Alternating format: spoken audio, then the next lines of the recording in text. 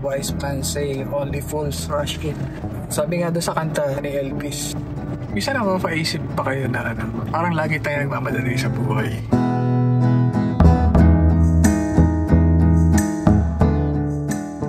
Pag nagbabiyahe ka, pag nag-drive ka, gusto mo mauna lagi. Ayaw mo pasingit or panayan singit mo. Ganun ako eh. Lagi naghahabol ng oras. Tapos na-realize ko din just now, bakit kaya ganun yung nature natin? Lagi tayong mamadali eh. To save time, gusto mo makauwi kahit sa bahay, gusto mo makarating agad sa pupuntahan mo. Lalo minsan paglalakad ka, alis ka ng bahay, laging may sense of urgency. Eh walang masama sa magiging maagap eh.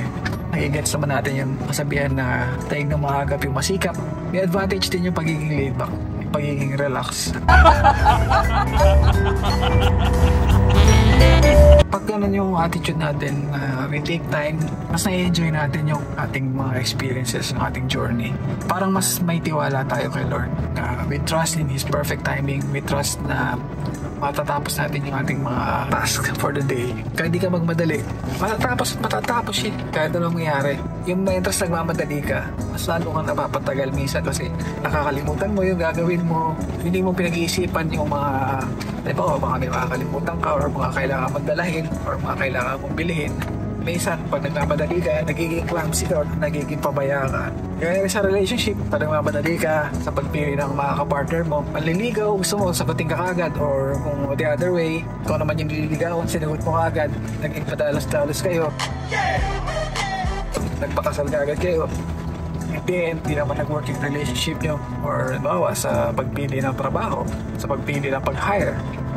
May kasabihan din sa HR na hire slow, fire fast. So may wisdom sa pag-take time. Trust in the Lord with all your heart and lean not on our own understanding. Yung ating kasing nakagisnan o yung ating understanding is be in a hurry and to never slow down. Pero actually, when you learn to slow down, doon mo ma-enjoy yung buhay. Hinga ka lang manalim. Okay lang. Makaka-rouse din lahat dyan. Trust in His timing, in God's timing. Kahit paano, nag-grow tayo sa wisdom. Kasi yung wisdom naman talaga, galing talaga kay Lord. And I'm always praying for our wisdom, trust in His perfect timing. Kasi kahit anong gawin natin pilit, hindi natin makakabot yung minimithi natin unless we submit to Him. And the other way around, kahit anong gawing bagal natin, relax tayo, we take time, ibibigay pa rin sa atin ni Lord kung talagang para sa atin. Yun lang po ang aking share sa vlog natin today. Sa mga nag-drive dyan, drive safe. Tinry ko lang pong while driving. Panayasingit ko kanina. Beast mode ako ngayon sa pagdadrive kasi hinahabol ko yung aking mga karpenteros. Bigla ko naisip na yung nga pala, no? Only fools rush in. Totoo yun eh. So if you don't want to be a fool, don't rush. Take time. Tapos din lahat ng mga binibitihin natin.